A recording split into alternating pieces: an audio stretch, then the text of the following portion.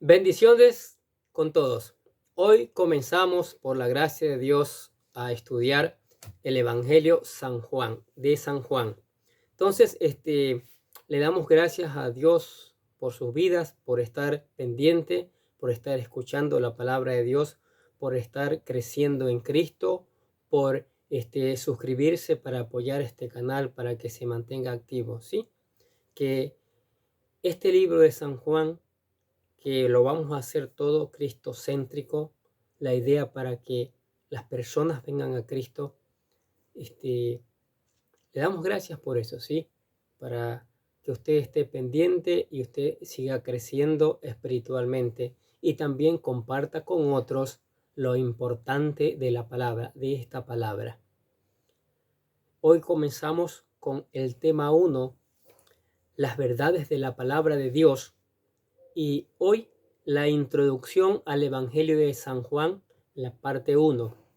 Y utilizamos San Juan capítulo 20, versículo 21, que dice lo siguiente: pero estas se han escrito para que creáis que Jesús es el Cristo, el Hijo de Dios, y para que, creyendo, tengáis vida en su nombre. El Evangelio según San Juan es una de las joyas preciosas que nuestra Biblia posee. Fue el último de los 4 evangelios en ser escrito y nos presenta aspectos importantes acerca de la persona de nuestro Señor Jesucristo. Este evangelio se escribió para decirle al hombre que Jesús es el Hijo de Dios y cómo encontrar la vida eterna. Este evangelio no es un simple recuento de la vida de Jesús, sino una poderosa declaración de su deidad. Es, además, diferente a los otros 3 evangelios, lo cual queda claro al leerlos. Mientras que los primeros 3 evangelios, Mateo, Marco y Lucas, presentan con algunas diferencias casi los mismos acontecimientos de la vida de Jesús, razón por la cual se les llama sinópticos, que significa vistos conjuntamente. Juan se dedica a relatar acontecimientos que no encontramos en los sinópticos. Por ejemplo, los sinópticos relatan su travesía a través de Galilea y que llega a Jerusalén hasta la última semana de su vida, mientras que Juan enfoca el ministerio de Jesús en Judea, haciendo referencia a ciertas ocasiones que salió de Judea. Ejemplos bíblicos. Juan capítulo 2, versículos del 1 al 13. Escuchemos lo que dice. Y al tercer día se hicieron unas bodas en Caná de Galilea, y estaba allí la madre de Jesús. Y fueron también invitados a las bodas Jesús y sus discípulos. Y faltando el vino, la madre de Jesús le dijo: no tienen vino. Jesús le dijo: ¿qué tengo yo contigo, mujer? Aún no ha venido mi hora. Su madre dijo a los siervos: haced todo lo que él os dijere. Y estaban allí 6 tinajas de piedra para agua, conforme a la purificación de los judíos, y en cada una cabía 2 o 3 cántaros. Jesús les dijo: llenad de agua estas tinajas, y las llenaron hasta arriba. Y les dijo: sacad ahora y llevadla al maestresala. Y se la llevaron. Y cuando el maestresala probó el agua hecha vino, y no sabía de dónde era, mas lo sabían los siervos que habían sacado el agua, el maestresala llamó al esposo y le dijo: todo hombre sirve primero el buen vino, Y cuando ya han bebido mucho, entonces el que es inferior. Pero tú has guardado el buen vino hasta ahora. Maravillosa palabra, ¿no es cierto? Este principio de milagros hizo Jesús en Caná de Galilea y manifestó su gloria, y sus discípulos creyeron en él. Después de esto descendió a Capernaum, él y su madre y sus hermanos y sus discípulos, y estuvieron allí no muchos días. Y estaba cerca la Pascua de los judíos, y subió Jesús a Jerusalén. Otro ejemplo, San Juan capítulo 4, versículos 3 y 4. Mire lo que dice. De Judea y se fue otra vez a Galilea. Y dice, y le era necesario pasar por Samaria. En el Evangelio de Juan se nos narra que participa en alguna fiesta de los judíos. En una Pascua, cuando purificó el templo, según San Juan capítulo 2, versículo 13, dice, y estaba cerca la Pascua de los judíos, y subió Jesús a Jerusalén. En una fiesta de la que no se nos da el nombre. Sí, escuchemos lo que dice San Juan capítulo 7, el versículo 2 y el versículo 10. Dice, y estaba cerca la fiesta de los judíos, la de los tabernáculos, pero cuando sus hermanos habían subido, entonces él también subió a la fiesta, no abiertamente, sino como en secreto. Y la fiesta de la dedicación en invierno, San Juan capítulo 10, versículo 22. Escuche lo que dice. Y en esos días se celebraba en Jerusalén la fiesta de la dedicación, y era invierno. Sin embargo, los sinópticos nos dan la idea de que Jesús jamás visitó Jerusalén hasta el último día de su vida. Pero cuando encontramos aquel pasaje donde él hace lamentación por Jerusalén, podemos reconciliar ambos pensamientos. Escuche lo que dice Mateo capítulo 23, versículo 37, y el mismo versículo lo encontramos en Lucas capítulo 13, versículo 34, que dice, Jerusalén, Jerusalén, que matas a los profetas y apedreas a los que Dios te envía. ¿Cuántas veces he querido reunir tus hijos como junta sus polluelos la gallina debajo de sus alas, pero no quisiste? Para hacer este lamento, Jesús tuvo que haber realizado varias visitas a Jerusalén donde lo hubieran rechazado, y por tal motivo él hace su lamentación. Por medio del Evangelio de Juan tenemos una apreciación de la duración del ministerio de Jesús, cosa que no podemos ver en los sinópticos. Si en Juan encontramos que Jesús celebró al menos 4 Pascuas, la de la purificación del templo, San Juan capítulo 2, versículo 13, que marca el inicio de su ministerio. La otra se sugiere que fue la del capítulo 5, donde se dice que se estaba celebrando una fiesta en Jerusalén y se cree que era una Pascua. San Juan capítulo 5, versículo 1. Aquí se nos hace un año. Luego vemos que otra Pascua estaba cerca en Juan capítulo 6 y se refiere a la ocasión de la multiplicación de los panes y de los peces. San Juan capítulo 6 versículo 4.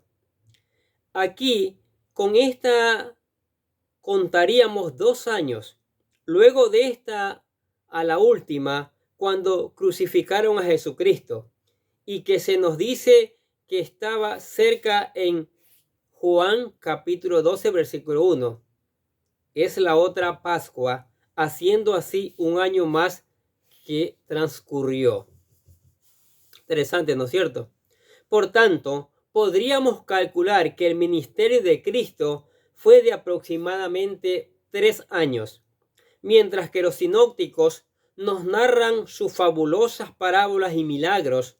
Juan se limita a narrar solamente 7 milagros y los discursos son más profundos desde el punto de vista teológico. Por ello se dice que los primeros 3 evangelios son sinópticos, mientras que Juan es teológico. También encontramos algunos relatos que no encontramos en los sinópticos, como las bodas de Caná de Galilea, la historia de la samaritana, la conversación de Jesús con Nicodemo, la resurrección de Lázaro, la enseñanza del otro consolador, el Espíritu Santo, entre otras, mientras que no contiene la narrativa de su nacimiento, genealogía, juventud, bautismo, tentación, transfiguración ni ascensión. ¿Qué les parece? Ahora, el propósito del Evangelio según San Juan, ¿cuál es? A través de los 4 evangelios podemos conocer un aspecto diferente de Jesús. Por ejemplo, Mateo presenta a Jesús como el Rey Mesías. Marcos lo presenta como el siervo sufriente que pone su vida en rescate de muchos. Lucas lo presenta como el Hijo del Hombre que se compadece de los seres humanos, y Juan como el Hijo de Dios, el Verbo Divino. Muy interesante, ¿no es cierto? Por ello se ha asociado un símbolo con cada evangelio. El león simboliza a Mateo, ya que lo representa como al Mesías, león de la tribu de Judá. El becerro representa a Marcos, ya que representa a Jesús como el siervo sufriente. El hombre representa a Lucas, ya que presenta la humanidad perfecta de Jesús, el Hijo del Hombre. Y el águila representa a Juan, ya que lo presenta como el Hijo del Dios verdadero. El propósito del Evangelio de Juan es presentarlo como el Verbo Divino, el Hijo de Dios, el Salvador, no solo de los judíos, griegos o romanos, sino de todo el mundo. ¿Qué le parece? Jesús entregó su vida para salvar a todo el mundo. Leamos lo que dice San Juan capítulo 3, versículo 16. Porque de tal manera amó Dios al mundo, que ha dado a su Hijo unigénito, para que todo aquel que en él cree no se pierda, mas tenga vida eterna. Para la época en que se escribió este evangelio, existían muchas herejías, especialmente el gnosticismo, que negaban la divinidad de Cristo. Por ello, el texto de Juan nos persuade acerca de su divinidad. Miren lo que dice San Juan capítulo 20, versículo 31. Pero estas se han escrito para que creáis que Jesús es el Cristo, el Hijo de Dios, y para que, creyendo, tengáis vida en su nombre. También presenta a Jesús como el Verbo, es decir, Dios, Juan capítulo 1, versículo 1, que hizo al hombre, Juan capítulo 1, versículo 4. Aparecen los 7 yo soy, que aluden al nombre de Dios con el cual se revela a Moisés en el libro de Génesis. Mire, importante, ¿no? ¿Qué dice Génesis capítulo 3, versículo 14? Y respondió Dios a Moisés: yo soy el que soy. Y dijo: así dirás a los hijos de Israel: yo soy, me envío a vosotros. Rectifico la cita bíblica. Éxodo capítulo 3, versículo 14. Así, cada vez que Jesús se declara a sí mismo con una imagen del Antiguo Testamento antecedida por la expresión yo soy, hacía una aseveración acerca de su divinidad. Él se denomina como el pan de vida. Juan capítulo 6, versículo 35. La luz del mundo. San Juan capítulo 8, versículo 12. La puerta de las ovejas. San Juan capítulo 10, versículo 7. El buen pastor. San Juan capítulo 10, versículo 11. La resurrección y la vida. San Juan capítulo 11, versículo 25. El camino, la verdad y la vida. San Juan capítulo 14, versículo 6. Y la vid verdadera. San Juan capítulo 15, versículo 1. Maravilloso, ¿no es cierto? Además, su divinidad se recalca en este evangelio a través de los milagros que presenta. ¿Cuáles son llamados señales, ya que indican su naturaleza divina? Juan registra 7 señales. La transformación del agua en vino, San Juan capítulo 2, versículo del 1 al 11. La sanidad del hijo de un hombre, San Juan capítulo 4, versículo del 46 al 54. Sanidad de un paralítico, San Juan capítulo 5, versículo del 1 al 9. La multiplicación de los panes y de los peces, San Juan capítulo 6, versículo del 1 al 14. Caminó sobre el agua, San Juan capítulo 6, versículo del 15 al 21. Y la sanidad de un ciego, San Juan capítulo 9, versículo del 1 al 7. Y la resurrección de Lázaro, San Juan capítulo 11, versículo del 38 al 44.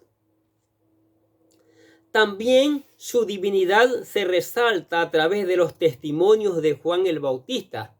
San Juan capítulo 1, versículo del 32 al 34. De Natanael, San Juan capítulo 1, versículo 49. Del ciego, San Juan capítulo 9, versículo 35 al 38. De Marta, San Juan capítulo 11, versículo 7. Y Tomás, Juan capítulo 20, versículo 28. Sin considerar las palabras mismas de nuestro Señor Jesús en San Juan capítulo 5, versículos del 19 al 26.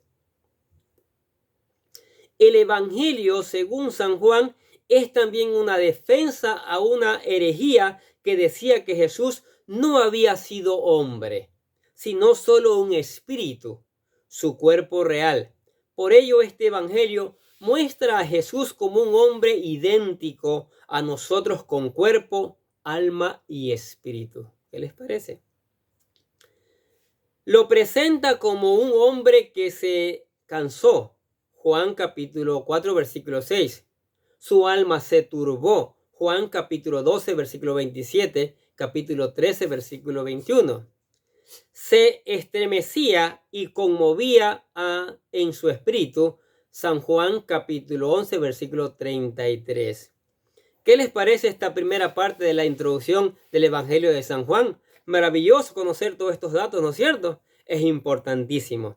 Y también en esta serie hemos incluido la oración de fe para que usted venga a Jesucristo, porque todo este Evangelio de San Juan nos invita a toda la raza humana a venir a Cristo.